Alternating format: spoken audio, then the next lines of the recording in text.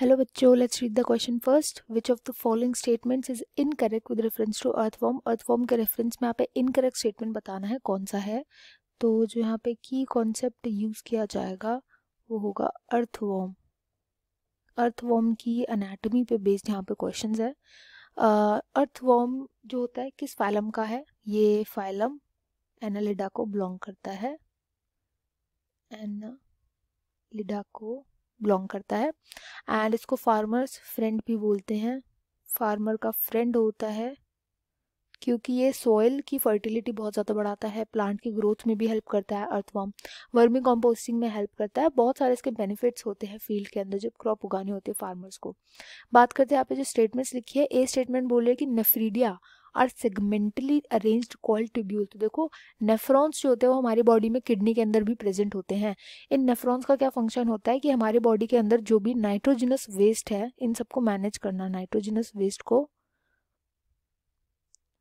को मैनेज करने का काम करते हैं ये नेफ्रॉन्स. एंड सेम नेफ्रीडिया का फंक्शन होता है अर्थवॉर्म के अंदर.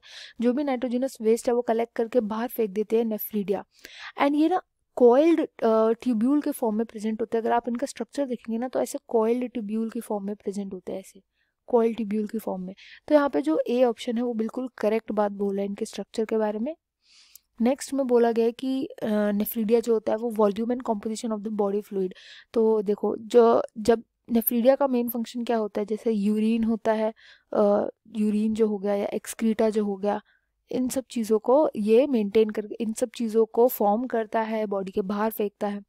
तो नेफ्रीडिया एक तरीके से क्या हो गया, जो भी बॉडी के अंदर फ्लूइड है उसके अंदर जो सॉल्ट्स हो गए उसके अंदर क्या कॉम्पोजिशन रहनी है वाटर की, उसके अंदर मिनरल्स की क्या कॉम्पोजिशन रहनी है, इन सबको तो मेंटेन करेगा ही नेफ्रीडिया क्योंकि ये एक्सक्रीटरी सिस्टम से उसके साथ एसोसिएटेड होता है. तो यहाँ पे जो बी ऑप्शन बोला गया है वो भी एकदम करेक्ट बोला गया है. नेक्स्ट ऑप्शन में बोल रहा है कि there are 3 types of nephridia found in earthworm. This is also correct statement. 3 type के नेफ्रीडिया होते हैं. सबसे पहला आता है फेरिंजियल नेफ्रीडिया. इसके बाद आता है इंटेग्यूमेंटरी नेफ्रीडिया.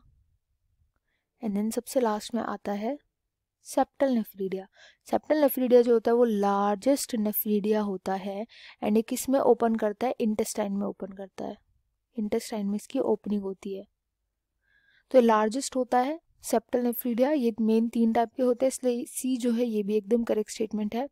एंड डी बोल रहा है कि जो फेरिंजियल नेफ्रीडिया होते हैं, ये वाला जो नेफ्रीडिया है pharyngeal nephridia are present as 3 pair tuft. 3 pair होते हैं टफ्ट की फॉर्म में प्रेजेंट होते हैं इन 3rd, 5th and 6th segment. तो देखो फेरिंजियल नेफ्रीडिया जो होते हैं 3 पेयर्स होते हैं ऐसे करके, suppose 1st pair, 2nd pair and 3rd pair. इनको फेरिंजियल इसलिए बोलते हैं क्योंकि फेरिंग्स जो रीजन होता है उसके पास में लोकेटेड होते हैं. जहाँ पर इनकी ओपनिंग होती है वो होती है बकल कैविटी. बकल कैविटी में इनकी ओपनिंग होती है, बकल कैविटी से कनेक्टेड होते हैं. बट इनके जो सेगमेंट बताए हैं वो गलत बताए. ये होगा 4th, 5th and 6th segment में पेयर्स में प्रेजेंट होते हैं. तो यहाँ पे 3rd, 5th एंड 6th लिखा है, तो यही इनकरेक्ट स्टेटमेंट है. I hope you understood well. Best of luck and thank you.